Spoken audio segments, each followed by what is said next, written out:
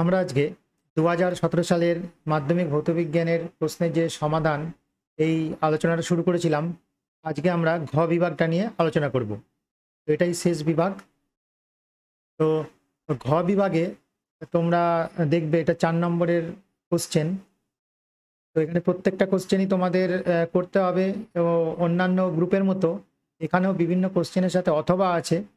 তো আগেও যেটা বলেছি, তোমরা যেটা ভালো পারবে সেটা আগে একটু ভালো করে দেখে নিয়ে বুঝে শুনে করবে। আবার যদি মনে হয় যে একটু কনফিউশন যদি লাগে নিজেদের মধ্যে, তাহলে দুটো অথবাটাও করে দিতে পারো।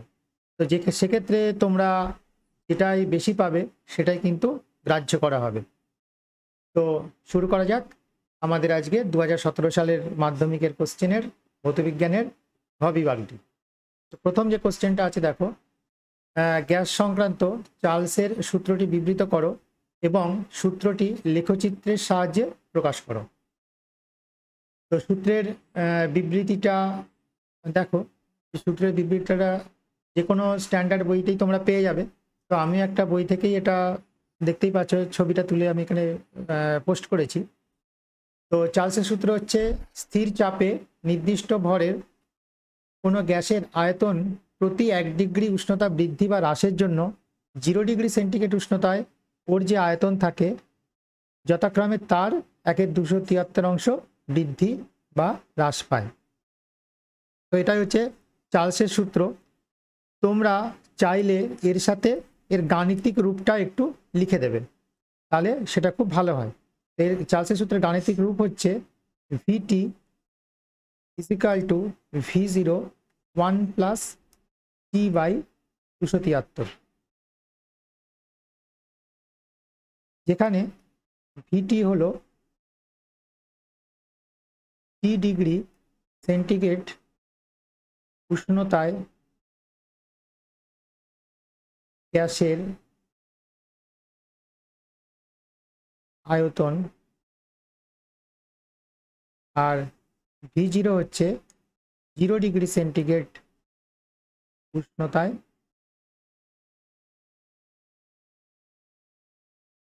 গ্যাসের আয়তন। তো তোমরা যদি মনে করো তো এটা তোমরা লিখে দিতে পারো, তাহলে ভালো হয় আর কি।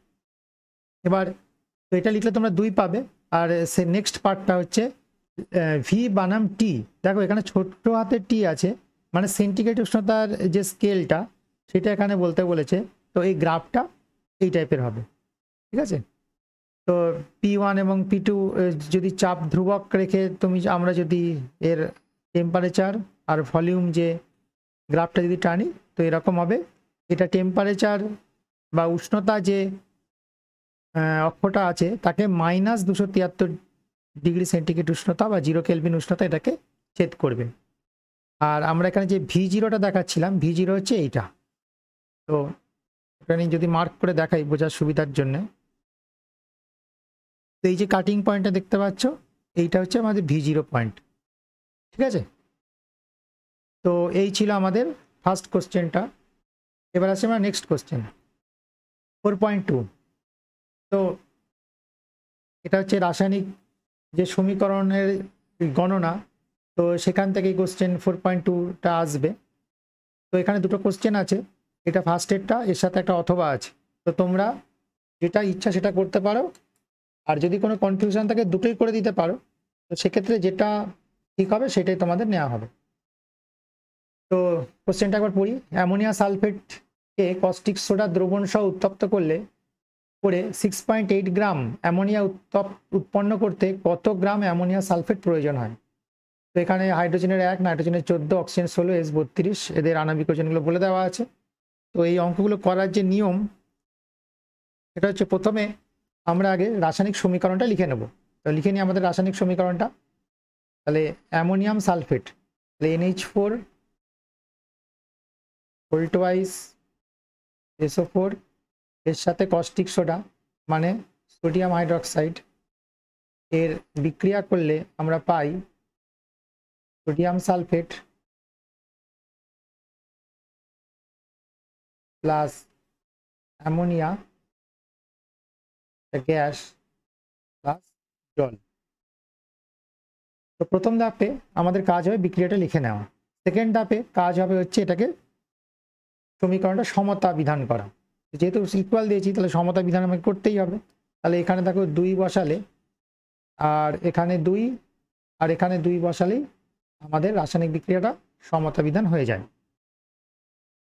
তো এবার নেক্সট যে কাজটা আমাদের করতে হবে সেটা দেখতে হবে কি থেকে কি তৈরি হচ্ছে, সেই দুটোর ভরই আমরা ক্যালকুলেট করে নেব। তো দেখো এখানে অ্যামোনিয়া উৎপন্ন হচ্ছে, তাহলে এইটার ভর আমরা ক্যালকুলেশন করব আগে, আর কত গ্রাম অ্যামোনিয়া সালফেট প্রয়োজন হবে তো এইটার ভর আমরা ক্যালকুলেশন করব। তো হিসাব করে নিই। তাহলে নাইট্রোজেন আছে 14 যোগ 4 ইন্টু 1 ইন্টু 2, যেহেতু এই যে 2 আছে, প্লাস সালফারের আসছে কত 32, একটা সালফার আছে, প্লাস 4টে অক্সিজেন আছে, তাহলে 4 ইন্টু 16। তো এটা করলে আমরা পাবো হচ্ছে 132। আর এখানটায় আমাদের অ্যামোনিয়াটা ক্যালকুলেশন করব 2 গুণ 14, 3 গুণ 1, এটা করলে আমরা পাবো হচ্ছে 34। তাহলে এই সমীকরণ থেকে আমরা দেখতে পাচ্ছি তাহলে 132 গ্রাম অ্যামোনিয়াম সালফেট থেকে আমরা 34 গ্রাম অ্যামোনিয়া পাই। তাহলে এইবার আমরা লিখে নেব 34 গ্রাম NH3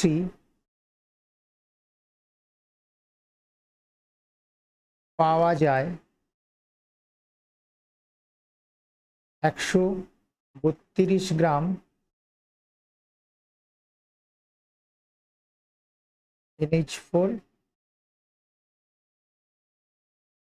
থেকে, অ্যামোনিয়াম সালফেট থেকে। তাহলে 6.8 গ্রাম অ্যামোনিয়া পাওয়া যায় 132 বাই 34 ইন্টু 6.8 এত গ্রাম এর থেকে। এটা হিসাব করলে আমরা দেখব আসছে 26.4 গ্রাম। তোমরা যদি মনে হয় এটা একটু সরল করে ভগ্নাংশে আকারেও লিখে রেখে আসতে পারো, তাতেও কোনো অসুবিধা নেই। তাহলে 6.8 গ্রাম অ্যামোনিয়াম পেতে 26.4 গ্রাম অ্যামোনিয়াম সালফেট প্রয়োজন। এইভাবে তোমরা অঙ্কটা করবে। এর সাথে অথবা আছে, সেটা আমরা দেখছি। তো এটা কি বলছে, ক্যালসিয়াম কার্বনেটের সঙ্গে লঘু HCl এর বিক্রিয়ায় CaCl2 calcium chlorate carbon dioxide ও জল উৎপন্ন করতে 50 গ্রাম উৎপন্ন করা যায়। CaCl3 কে লঘু HCl এর বিক্রিয়া এইগুলো তৈরি হয় আর কি, CaCl2 CO2 আর H2 উৎপন্ন হয়। তাহলে 50 গ্রাম ক্যালসিয়াম কার্বনেট থেকে 55.5 গ্রাম CaCl2, 22 গ্রাম কার্বন ডাইঅক্সাইড ও 9 গ্রাম H2 উৎপন্ন করতে কত গ্রাম HCl প্রয়োজন হবে। এইটা একটা পার্ট। আর সেকেন্ড পার্ট বলছে প্রয়োজনীয় HCl এর মোল সংখ্যা কত। তো প্রথমে আগের মতনই আমরা আগে রাসায়নিক বিক্রিয়াটা লিখে নেব। তাহলে ক্যালসিয়াম কার্বনেট এর সাথে HCl এর বিক্রিয়ায় যেটা তৈরি হয় এগুলো হচ্ছে CaCl2 plus carbon dioxide plus জল। নেক্সট স্টেপে আমরা কি করব, ব্যালেন্স করব। তাহলে দেখো এখানে 2 বসাবো আর 2 বসালে মোটামুটি ব্যালেন্সটা হয়ে যাবে। হ্যাঁ, ব্যালেন্সটা হয়ে গেছে। আচ্ছা, এবার যেহেতু প্রত্যেকটাতেই আছে তাহলে প্রত্যেকটাই এবার আমাদের ভর হিসাব করতে হবে। তাহলে CaCl2 এর হিসাবটা করি, 40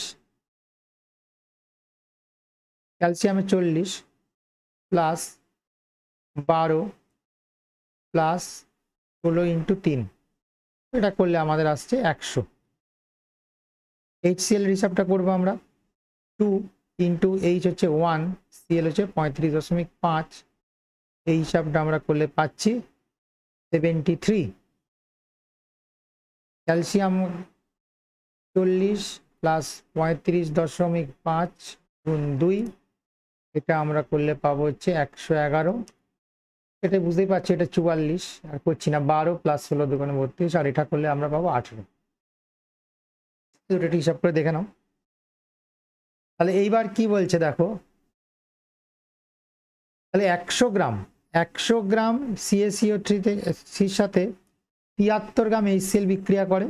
আবার বলছি 100 গ্রাম, এই যে সমীকরণ থেকে আমরা দেখতে পাচ্ছি 100 গ্রাম ক্যালসিয়াম কার্বনেটের সাথে 73 গ্রাম HCl বিক্রিয়া করে 111 গ্রাম CaCl2, 44 গ্রাম CO2 আর 18 গ্রাম H2 উৎপন্ন করে। ঠিক আছে, তাহলে 50 গ্রাম CaCO2 থেকে কি পাবো দেখো, তাহলে যদি প্রত্যেকটা সংখ্যাকে আমরা 2 দিয়ে ভাগ করে দিই তাহলে এটা পাবো হচ্ছে 50, তাহলে এটাকে 2 দিয়ে ভাগ করলে পাবো 55.5, এটাকে 2 দিয়ে ভাগ করলে পাবো 22, আর এটাকে 2 দিয়ে পাবো হচ্ছে 9। তাহলে 100 গ্রামের সাথে বিক্রিয়া করে 73 গ্রাম, তাহলে 50 গ্রামের সাথে বিক্রিয়া করবে কত, 73 ভাজিতক 2। তোমরা যদি মনে হয় অন্যভাবে করতে পারো, সেটাই বেস্ট হবে। তো এটা একটু মুছে দিচ্ছি, তোমরা এইভাবেই করবে।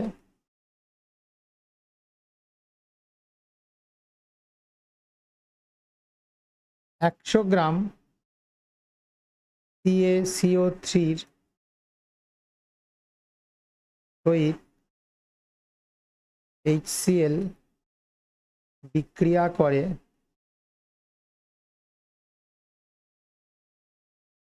73 গ্রাম, তাহলে 50 গ্রাম এর সাথে বিক্রিয়া করবে 73 বাই 100 ইন্টু 50, এটা কেটে গেল 2, এটাকে যদি কাটি তাহলে পাই হচ্ছে 36.5, হচ্ছে 36.5 গ্রাম। তাহলে এইবার দেখো এইটাই কিন্তু অ্যান্সার হয়ে গেল আমাদের। কি করে 100 গ্রামের সাথে 111 গ্রাম HCl2 পাই, 44 গ্রাম কার্বন ডাইঅক্সাইড পাই, 18 গ্রাম H2O পাই। তো 50 গ্রামের সাথে আমি কত পাবো, 50 গ্রামের সাথে বিক্রিয়া করবে কত, 36.5 গ্রাম, এর সাথে বিক্রিয়া করে প্রত্যেকটা হাফ হাফ করে পাবো, তাহলে 55.5, 22 আর 9, দেখো প্রত্যেকটা কিন্তু মিলে গেছে ডেটার সাথে। তাহলে আমার অ্যান্সার হবে 36.5 গ্রাম HCl। আচ্ছা, HCl এর মোল সংখ্যা কত, তাহলে এখানে কমোল HCl লাগছে, 2 মোল HCl লাগছে। ঠিক আছে, 1 মোল CaCO3 সাথে বিক্রিয়া করছে 2 মোল HCl, তাহলে হাফ মোল অর্থাৎ 50 গ্রাম ক্যালসিয়াম কার্বনেটের সাথে বিক্রিয়া করবে কত, 1 মোল HCl। তাহলে HCl এর মোল সংখ্যা হচ্ছে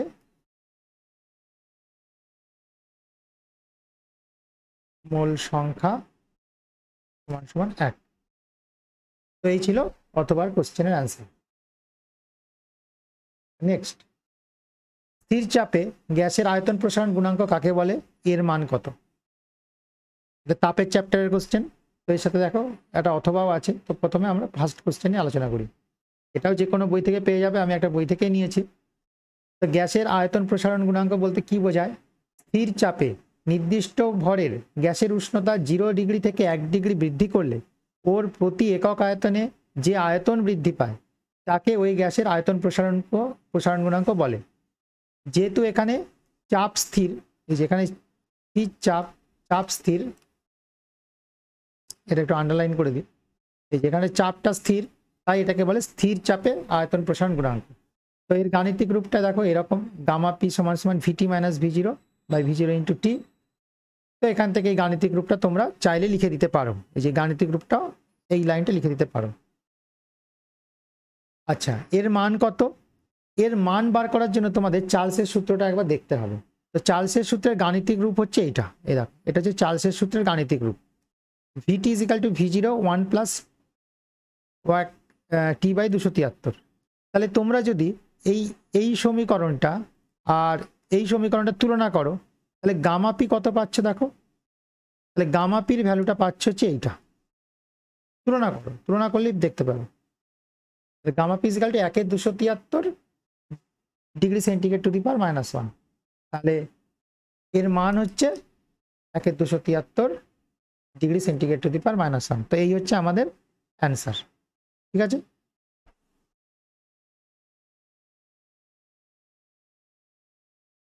এবার আসছি আমরা নেক্সট কোশ্চেনটা। কি বলছে, তাপ পরিবহন ও তড়িৎ পরিবহনের মধ্যে দুটি সাদৃশ্যের কথা উল্লেখ করো। ঠিক আছে, এটা করতে পারলে 2 পাবে দুটো। আর উচ্চ তাপ পরিবাহিতা বিশিষ্ট একটি অধাতুর নাম লেখো।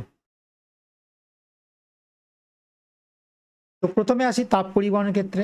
প্রবাহের নিয়ম, উভয় ক্ষেত্রেই কোনো কিছু শক্তি বা চার্জ, তো তাপ হলে তাপ শক্তি আর তড়িৎ হলে চার্জ, বেশি মাত্রা থেকে কম মাত্রায় প্রবাহিত হয়। অর্থাৎ তাপ পরিবহনে তাপ শক্তি বেশি তাপমাত্রা থেকে কম তাপমাত্রার দিকে প্রবাহিত হয়, আর তড়িৎ পরিবহনে তড়িৎ চার্জ উচ্চ ভোল্টেজ থেকে নিম্ন ভোল্টেজের দিকে প্রবাহিত হয়। এবার আসছি প্রতিরোধ। প্রতিরোধ মানে রোধ। উভয় ক্ষেত্রেই পরিবহন প্রক্রিয়ায় কোনো বস্তু প্রতিরোধ সৃষ্টি করে। তাপ পরিবহনে কিছু পদার্থ তাপ প্রবাহকে প্রতিরোধ করে, যেমন কাঠ বা প্লাস্টিক, যা তাপের খারাপ পরিবাহক।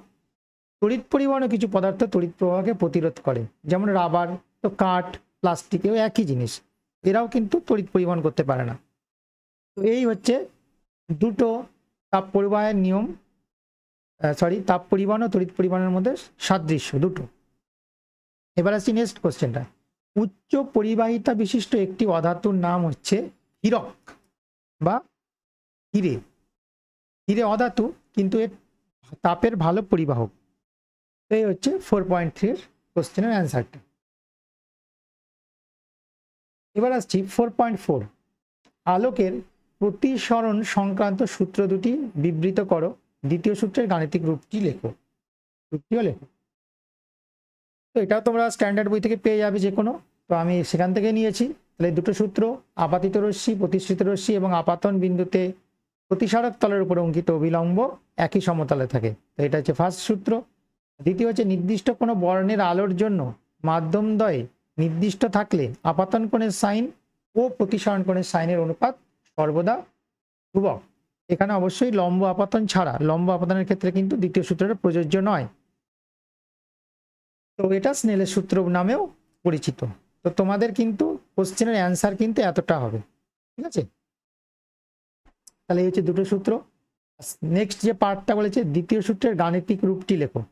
দ্বিতীয় সূত্রের গাণিতিক রূপটা এরকম, যদি আমি তোমাদের একটু ছবি এঁকে দেখাই, তাহলে এই হচ্ছে যদি প্রতিসারক তল হয় আর এটা যদি লম্ব হয়, তাহলে এটা হচ্ছে প্রতিসারক তল, এ এ ড্যাস্ট, আর এটা ধরে নাও এন, এন ড্যাস্ট হয়। আর এটা যদি আপাতিত রশ্মি হয় আর এটা যদি প্রতিষ্ঠিত রশ্মি হয়, তাহলে এটা যদি আই কোণ হয় আর এটা যদি আর কোণ হয়, তাহলে সাইন আই বাই সাইন আর। এই যে নির্দিষ্ট বর্ণের আলোর ক্ষেত্রে মাধ্যম জন্য নির্দিষ্ট মাধ্যমের আপাতন কোণের সাইন ও প্রতিসরণ কোণের আইনের সাইন ধ্রুবক থাকে। অর্থাৎ সাইন আই এটা হচ্ছে আপাতন কোণের সাইন, আর প্রতিসরণ কোণের সাইন হচ্ছে সাইন আর, এটা হচ্ছে ধ্রুবক হয়। এটাকে বলে প্রতিসরাঙ্ক। এটা যদি 1 নম্বর হয়, এটা যদি 2 নম্বর মাধ্যম হয়, তাহলে এটাকে 1μ2। এটাই হচ্ছে গাণিতিক রূপ বলা হয়, এটাকে বলে প্রতিসরাঙ্ক।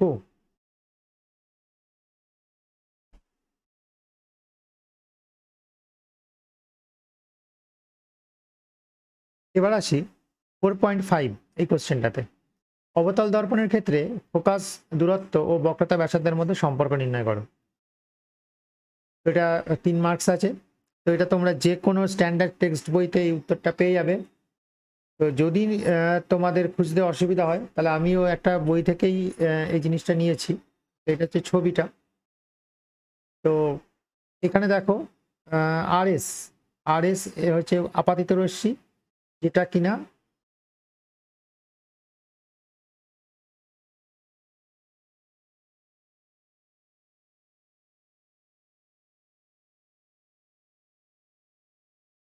এবার আসছি 4.5 এই কোশ্চেনটাতে।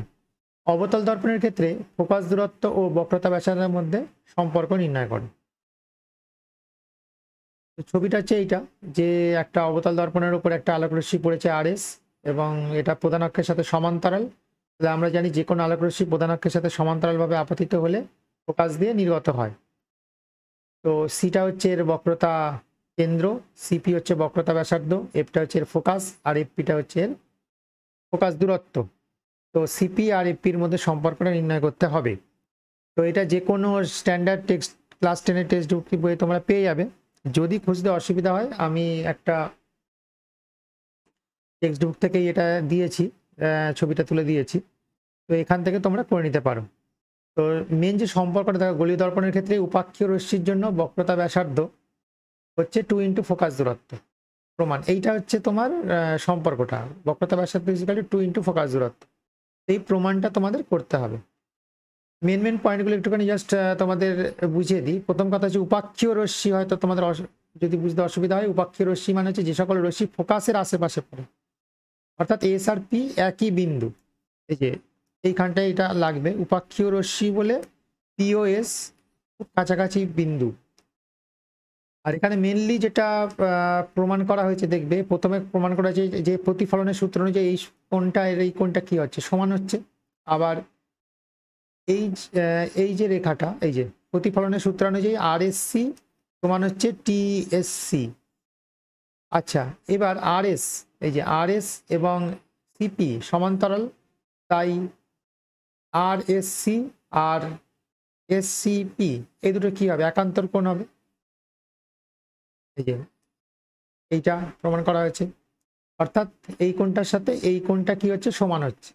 তাহলে দেখো, তাহলে এই কোণটার সাথে এই কোণটা সমান, আবার এই কোণটার সাথে এই কোণটা সমান, তাহলে এই কোণটা আর এই কোণটা সমান, সেটা এখানে বলা হয়েছে। সুতরাং FC is equal two FS. FC এই বাহুটা আর এই বাহুটা কি হচ্ছে, সমান হচ্ছে।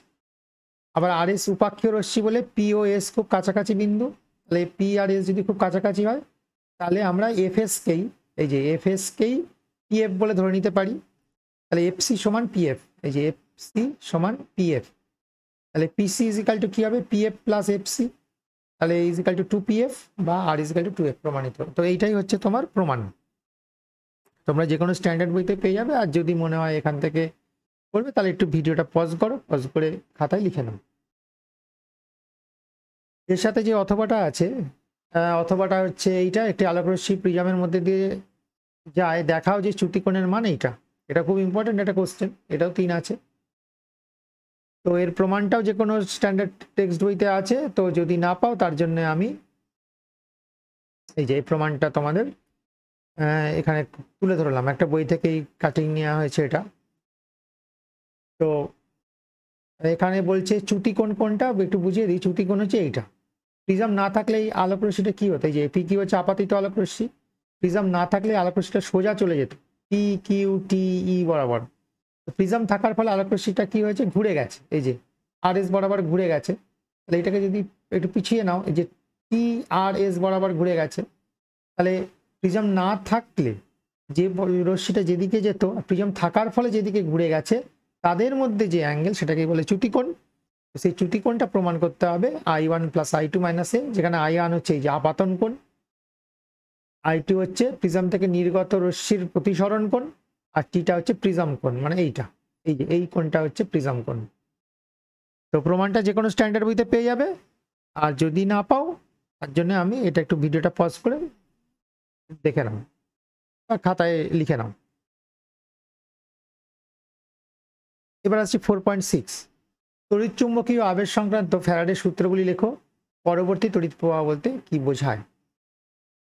তো ফ্যারাডের সূত্র হচ্ছে এইটা, কোনো বদ্ধ পরিবাহীর কুণ্ডলীর সঙ্গে জড়িত চুম্বক প্রবাহের পরিবর্তন ঘটলে ওতে একটি তড়িৎচালক বল আবিষ্ট হয়, এবং যতক্ষণ চুম্বক প্রবাহের পরিবর্তন ঘটে ততক্ষণই আবিষ্ট তড়িৎচালক বল স্থায়ী হয়। কোনো বদ্ধ পরিবাহী কুণ্ডলীতে আবিষ্ট তড়িৎচালক বলের মান কুণ্ডলীর সঙ্গে জড়িত চুম্বক প্রবাহের পরিবর্তনের হারের সমানুপাতিক। এই হচ্ছে ফ্যারাডের দুটো সূত্র। দুটো সূত্রই কিন্তু লিখতে হবে, দুটো সূত্র লিখলে তবেই 2 পাবে। আর এসি প্রবাহ হচ্ছে এটা, পরবর্তী প্রবাহ। যদি কোনো প্রবাহিত তড়িতের অভিমুখ নির্দিষ্ট সময় অন্তর পূর্বের বিপরীত হয় এবং প্রবাহ মাত্রার মানও পর্যায়ক্রমে পরিবর্তিত হয়, তবে ওই প্রবাহকে পরবর্তী তড়িৎ প্রবাহ বলা হয়। তাহলে এটা হচ্ছে কি ডিসি, স্থির প্রবাহ মাত্রা এরকম হয়, পরবর্তী প্রবাহ মাত্রা এরকম হয়, সময়ের সাথে সাথে চেঞ্জ হয়। অর্থাৎ সময়ের সাথে সাথে যদি প্রবাহের অভিমুখ পরিবর্তন হয়, এইটুকু লিখলেই তোমাদের 1 নম্বর দিয়ে দেওয়া হবে। এবার আসছি দুটো অঙ্ক আছে 4.7-এ। প্রথমে কি বলছে দেখো, 420 ওহম রোধের বাতিকে 220 ভোল্ট মেন্সে 10 ঘন্টার জন্য যুক্ত করা হলে ব্যয়িত তড়িৎ শক্তির পরিমাণ বিওটি এককে নির্ণয় করো। প্রথমে বাতির আমাদের যেটা নির্ণয় করতে হবে সেটা হচ্ছে বাতির ওয়াটেজটা আমাদের আগে বার করতে হবে। তো আমরা জানি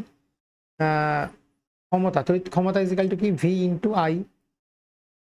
তো যদি এখানে বাতির যেহেতু রোধ দেওয়া আছে আর ভোল্টেজ দেওয়া আছে, তো এই ফর্মুলা আমাদের হবে না, তো আইটা নেই যেহেতু, তাহলে আমরা ওহমের সূত্র লাগিয়ে একটু ভি বাই আর করে ভি স্কোয়ার বাই আর করে নেব।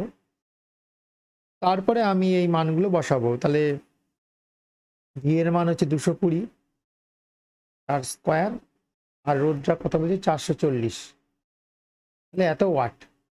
এইভাবে একটু আমরা রেখে দিচ্ছি।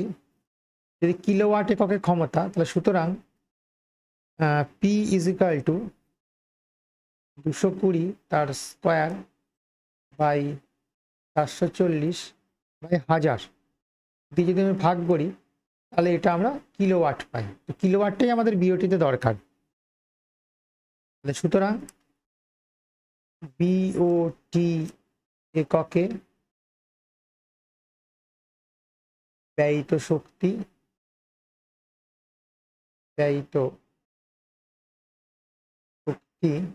ইজ ইকুয়াল টু,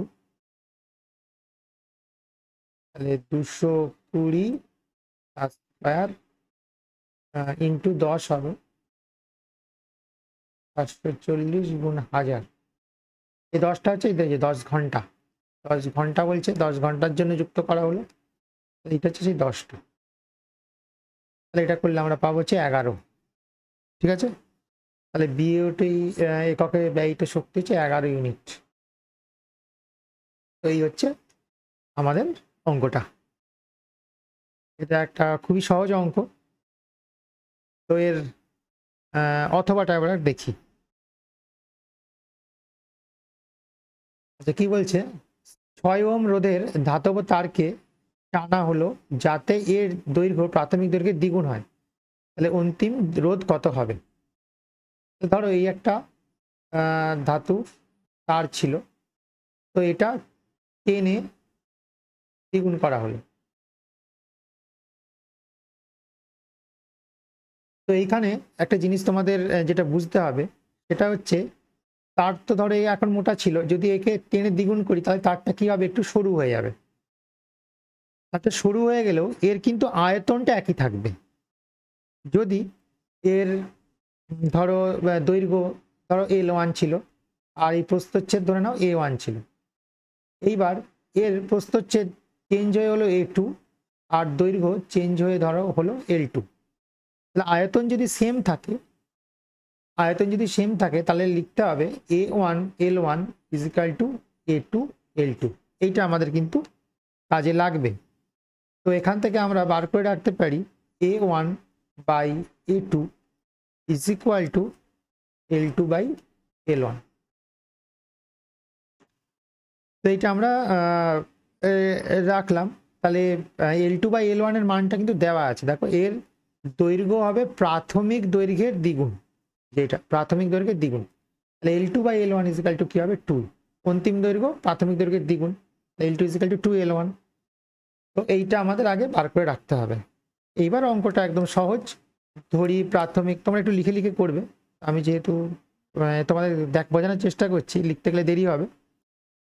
তো তোমরা এরকম ছবি এঁকে একটু লিখে দেবে, L1 হচ্ছে প্রাথমিক দৈর্ঘ্য, A1 হচ্ছে প্রাথমিক প্রস্থচ্ছেদ, A2 হচ্ছে অন্তিম প্রস্থচ্ছেদ, আর L2 হচ্ছে অন্তিম দৈর্ঘ্য। তো আয়তন যেহেতু একই থাকছে তারটা, তাহলে এই দুটো লাইন লিখে নেবে, তারপরে অঙ্কটা শুরু করবে। তাহলে প্রাথমিক রোধ যদি R1 হয়, তাহলে আমরা কি লিখতে পারি, R1 is equal to rho L1 by A1 লিখতে পারি, আর R2 ইজিক্যাল টু লিখতে পারি রো L2 বাই A2।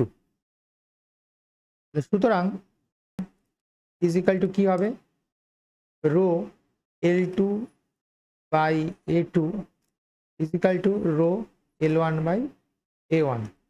তাহলে ইজিক্যাল টু হবে L2 by L1 into A1 by A2।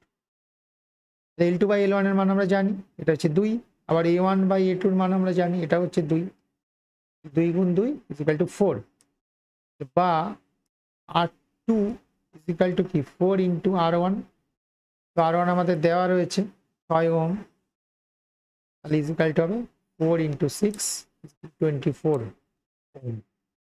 তাহলে আমার তারের যে রোধ হবে, অন্তিম রোধ, সেটা হবে 24 ওহম। তো এইবার আসছি আমরা নেক্সট কোশ্চেনে। ভর ত্রুটি বলতে কি বোঝায়? নিউক্লিয় সংযোজনে যে শক্তি মুক্ত হয় তার উৎস কি? তো এটাও যে কোনো স্ট্যান্ডার্ড বইয়ের সংজ্ঞাটা পেয়ে যাবে, তো এখান থেকে আমি এটা দেখিয়েছি। এবার দেখো, ভর ত্রুটি বলতে বোঝায় কোনো পরমাণু নিউক্লিয়াসের প্রকৃত ভর এবং ওই নিউক্লিয়াসে উপস্থিত প্রোটন ও নিউট্রনের ভরের সমষ্টির পার্থক্যকে বলা হচ্ছে ভর ত্রুটি। এইটুকু লিখলেই হবে তোমাদের। তো এইটুকু লিখলেই হবে, ব্যাখ্যা লেখার আর দরকার নেই, ভর ত্রুটি এইটুকু লিখলেই হবে তোমাদের। আমি মার্ক করে দিই, এখান থেকে এইটুকু লিখলেই হবে। আর যদি মনে হয় তবে গাণিতিক রূপটা লিখে দিতে পারো, অসুবিধা কিছু নেই। আর নিউক্লিয় শক্তির উৎস, নিউক্লিয় সংযোজনের প্রচুর পরিমাণ শক্তি নির্গত হওয়ার কারণ হলো উৎপন্ন বৃহত্তর নিউক্লিয়াসের ভর স্বল্প ভরযুক্ত নিউক্লিয়াসের মোট ভর থেকে কম হয়। এর পার্থক্য বা ভর ত্রুটি আইনস্টাইনের ইজিক্যাল টু এমসি স্কয়ার অনুযায়ী শক্তিতে রূপান্তরিত হয়। তো এটা হচ্ছে তোমার নিউক্লিয় শক্তির উৎস, এই যে নিউক্লিয় সংযোজনে যে তার অ্যান্সার হচ্ছে এইটা। এবার আসছি আমরা নেক্সট কোশ্চেনে। মৌলের পর্যায়বৃত্ত ধর্ম বলতে কি বোঝায়? একটি উদাহরণ সহ লেখো একটি ধর্মের উল্লেখ করো যেটি পর্যায়বৃত্ত নয়। এই অ্যান্সারটা এরকম, মৌল সময়ের পর্যায়বৃত্ত ধর্ম বলতে, এটা সময় না, এটা সমূহ হবে। সরি, একটু টাইপিং এ গন্ডগোল হয়ে গেছে।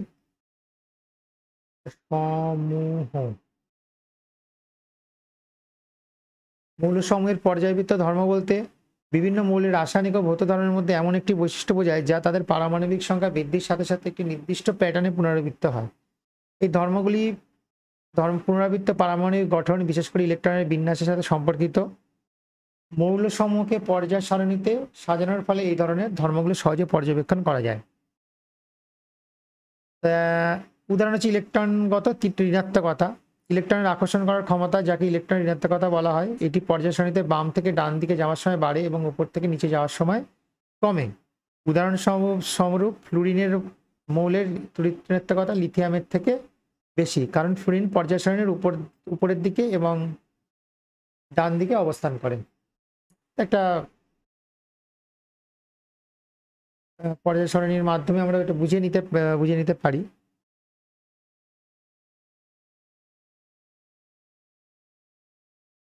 আর একটা পার্ট ছিল, একটা যেটা পার্ট ছিল সেটা হচ্ছে একটি ধর্মের উল্লেখ করো যেটি পর্যায়বৃত্ত নয়। তো ভর সংখ্যা, মৌলের ভর সংখ্যা হচ্ছে এমন একটা ধর্ম যেটা কিন্তু বেড়েই চলে, এটা কিন্তু কখনো কমে না। বা প্রোটন সংখ্যাও বলতে পারো, পারমাণবিক সংখ্যাও। তো ভর সংখ্যা বা পারমাণবিক সংখ্যা এই দুটো কিন্তু পর্যায়বৃত্ত ধর্ম নয়। এবার আসছি এর অথবাটায়। কি বলছে, মৌলের ঋণাত্মকতা বলতে কি বোঝায়? উপর থেকে নিচের দিকে দীর্ঘ পর্যায় সরণির গ্রুপ 1 মৌলগুলি তড়িৎ ঋণাত্মকতা কিভাবে পরিবর্তিত হয়। তো তড়িৎ ঋণাত্মকতার সংজ্ঞায় একটা বই থেকে নিয়েছি। অন্য কোনো মৌলের পরমাণুর সঙ্গে সমযোজী বন্ধন দ্বারা আবদ্ধ হয়ে স্থায়ী অণুর মধ্যে থাকা অবস্থায় বন্ধন সৃষ্টিকারী ইলেকট্রন জোড়কে কোনো মৌলের পরমাণু নিজের দিকে আকর্ষণ করার প্রবণতা বা ক্ষমতাকে মৌলটির তড়িৎ ঋণাত্মকতা বলা হয়। আমার চ্যানেলে এই যে তড়িৎ ঋণাত্মকতা যদি বিষয়টা বুঝতে না পারো, তো আমার চ্যানেলেই থেকে পর্যায় সরণির উপর অনেক ক্লাস দেওয়া আছে, সেগুলো একটু ফলো করলেই এটা আশা করি তোমরা কনসেপ্টটা ক্লিয়ার হয়ে যাবে। আর কি বলছে নেক্সট, যে এর সাথে অ্যাটাচমেন্ট যেটা আছে নিচের দিকে, ওপর থেকে নিচের দিকে দীর্ঘ পর্যায় শ্রেণী গ্রুপ 1 মৌলগুলির তড়িৎ ঋণাত্মকতা কিভাবে পরিবর্তিত হয়। তো যদি তোমাদের আমি পর্যায় শ্রেণীটা দেখাই, তাহলে গ্রুপ 1 হচ্ছে এইটা।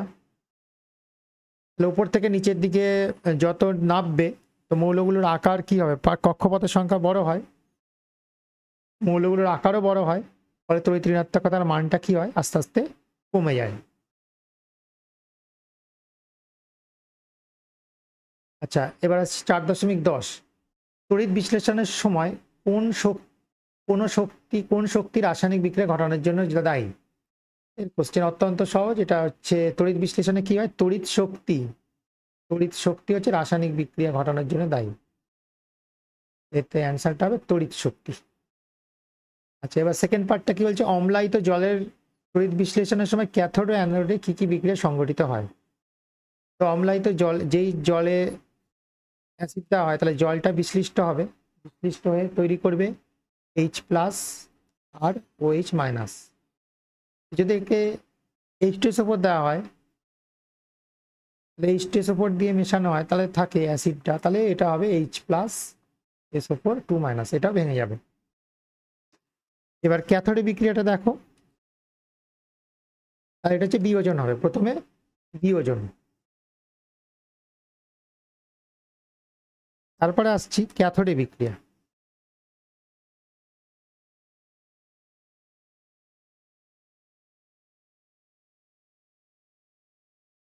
ক্যাথোডে কি ঘটনা ঘটবে, H+ একটা করে ইলেকট্রন নেবে, নিয়ে কি তৈরি করবে, H তৈরি করবে, আর H আর H মিশে গিয়ে হাইড্রোজেন তৈরি করবে। আর অ্যানোডে বিক্রিয়া কি হবে,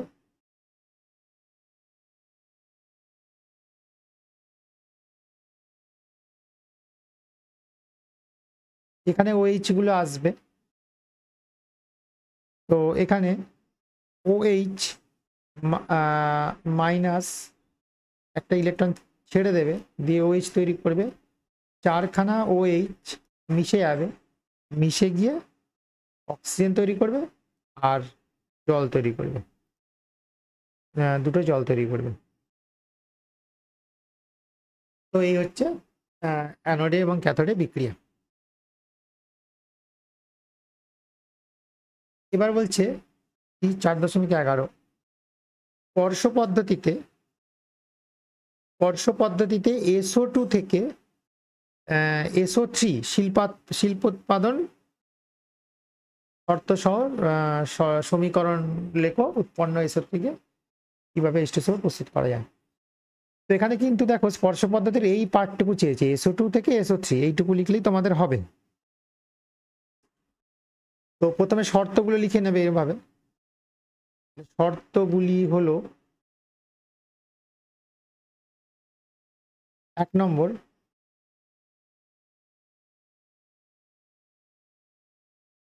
উষ্ণতা,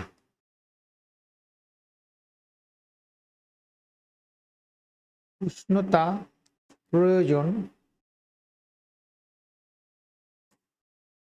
450°C। 2 নম্বর শর্ত, বায়ুমণ্ডল 1 থেকে 1.5 বায়ু মণ্ডলীয় চাপ। 3 নম্বর যেটা দরকার, সেটা হচ্ছে প্ল্যাটিনাম চূর্ণাবৃত অ্যাসবেস্টস বা ভ্যানাডিয়াম পেন্টাক্সাইড। প্ল্যাটিনাম চূর্ণাবৃত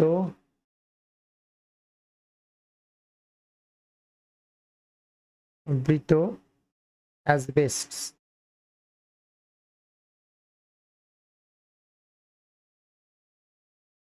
বা ভ্যানাডিয়াম পেন্টক্সাইড বা V2O5 অনুঘটক।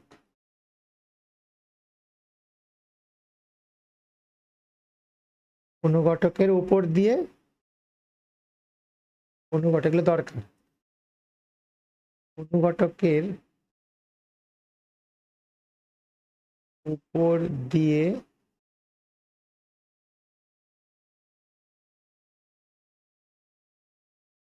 SO2 গ্যাস চালনা করতে হবে।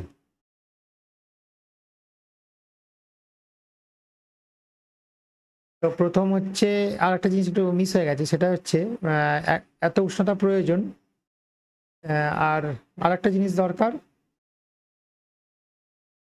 সেটা হচ্ছে ধূলিকণা মুক্ত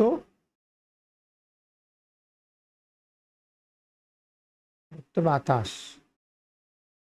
ঠিক আছে, তো এর যে সমীকরণটা যেটা হবে 2SO2 প্লাস O2, এটা মিশবে, মিশে তৈরি হবে 2SO3 প্লাস 45 কিলো ক্যালোরি তাপ।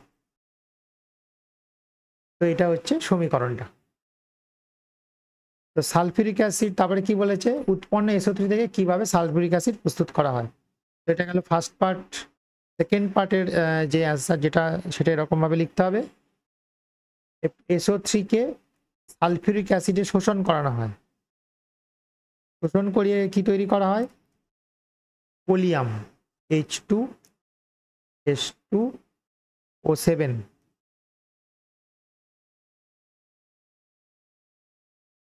এটা হচ্ছে ওলিয়াম। তাহলে উৎপন্ন সালফার ট্রাইঅক্সাইডকে সালফিউরিক অ্যাসিডে শোষণ করা হয়, দিয়ে ওলিয়াম তৈরি করা হয়। তারপরে লিখতে হবে এই ওলিয়ামে প্রয়োজন মতো জল মিশিয়ে বিভিন্ন গাঢ়ত্বে সালফিউরিক অ্যাসিড প্রস্তুত করা হয়।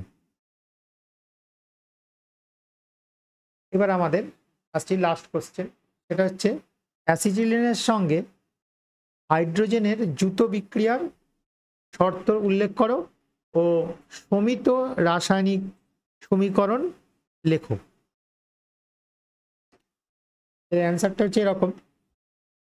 শর্ত হচ্ছে এই যে লিন্ডার অনুঘটক বা লেড অ্যাসিটেট এবং কুইলোনিন দ্বারা আংশিক নিষ্ক্রিয়কৃত BaSO4 এর ওপর বিধৃত ল্যাড চূর্ণের উপস্থিতিতে অ্যাসিটিলিন এক অণু হাইড্রোজেনের সঙ্গে যুক্ত হয়ে ইথিলিন উৎপন্ন করে। এটা খুব ইম্পর্টেন্ট, এটা অনেকবার এসছে পরীক্ষায়। অনুঘর করে এই যে এরকম সমীকরণটা আসছে। তো এইটুকু লিখলেই তোমাদের হবে, তো এইটুকু লিখলেই হবে। এইটা লিন্ডার অনুঘটক কি, এইটাও জাস্ট একটু জেনে রাখো, এই জন্যই আমি এটা আর ক্রপ করিনি, রেখে দিয়েছি। তো এই হচ্ছে আমাদের অ্যান্সার। আর এলপিজির একটি ব্যবহার উল্লেখ করো। এলপিজি হচ্ছে কি হিসাবে, এলপিজি সকলেই জানো, এটা জ্বালানি হিসাবে কাজে লাগে, রান্নার কাজে লাগে, লিখতে পারো। তো এই হচ্ছে আমাদের 4.12 কোশ্চেনের অ্যান্সার। এবার এর অথবার অ্যান্সারটা আমরা দেখছি। কি বলছে, কিভাবে পরিবর্তন করবে CH3CH2OH থেকে এইটা। তো এটা একদম সহজ, CH3CH2OH, এটার সাথে যদি সালফিউরিক অ্যাসিড মেশানো হয়, H2SO4 মেশানো হয়, এটাকে যদি 165 ডিগ্রি থেকে 165 ডিগ্রি সেন্টিগ্রেড থেকে 170 ডিগ্রি সেন্টিগ্রেড উত্তপ্ত করা হয়, তাহলে তৈরি হয় C2H4 প্লাস H2O। তো এইভাবে প্রস্তুত করা হয়, এটা একটু লিখবে, তাহলেই হবে। আর লাস্ট যে কোশ্চেনটা আছে, প্রকৃতিতে জৈব পলিমার প্রোটিনের বায়োডিগ্রেশন কিভাবে হয়। তো এটা লিখতে হবে বিভিন্ন, নেক্সট যে এইটা এইটা বিভিন্ন অণুজীব দ্বারা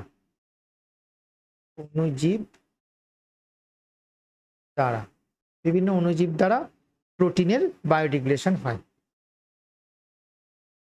তো এই হচ্ছে আমাদের মাধ্যমিকের 2017 যে কোশ্চেনগুলো ছিল। তো আমাদের আজকে এটা এখানে শেষ হলো। তো তোমরা খুব ভালো করে এই কোশ্চেনগুলো প্রিপেয়ার করো তোমাদের আগামী মাধ্যমিকের জন্য। তো এই হলো আমাদের আজকের ক্লাস, এখানেই শেষ হলো।